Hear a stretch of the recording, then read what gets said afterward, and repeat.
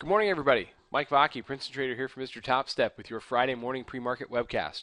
Okay, we talked in yesterday's webcast about there just being this little gap of air between what was then price and the Bollinger Bands. And what you saw yesterday was kind of price reaching back up to that upper band. We got China data out in the middle of the night, and I mean there was really no particular piece of news that moved it. It was just a lot of short covering and price kind of reaching for that band. In the absence of in the absence of news, the bulls are really in control.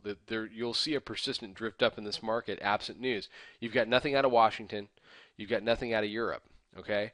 That said, I could not find a single person yesterday that was long. I found a lot of people that thought it was very interesting to be long, that we could go even higher, and that was where we were headed. But they weren't actually long. And that tells me that, the long bus probably got pretty full. I think this little 2-day move washed a lot of them out. Probably got people leaning too heavily short down here at 46.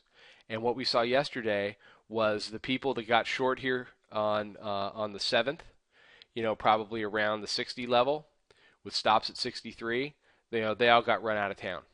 And that's what it looks like when that happens. We pushed down to the daily and 3-day pivot zone yesterday, which is that 50, 55, 56 area, and extended that down below 55.83, and we bounced right off the 3-day pivot, and the rest was history.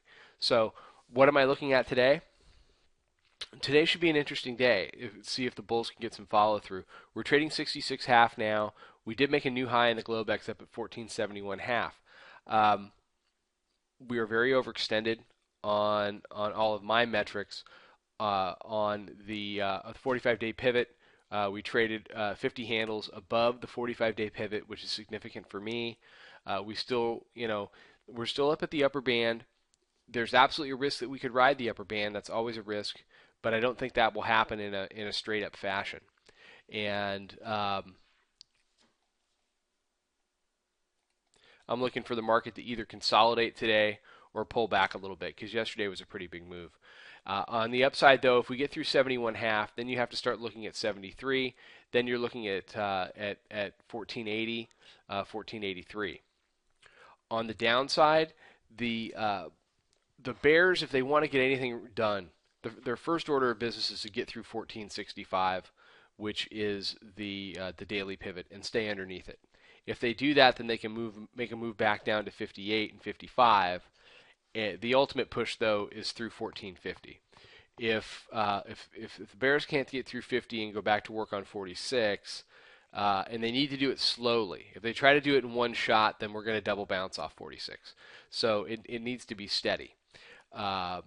Otherwise, it's going to set up a double bottoming situation. Now, conversely, for the bulls, if they go straight up here to the upper band, you're going to see a very ugly reversal, in my opinion, because they will be very, very overextended. They're overextended right now. They go do another 10 handles from the highs, and they're gonna completely just blow themselves out.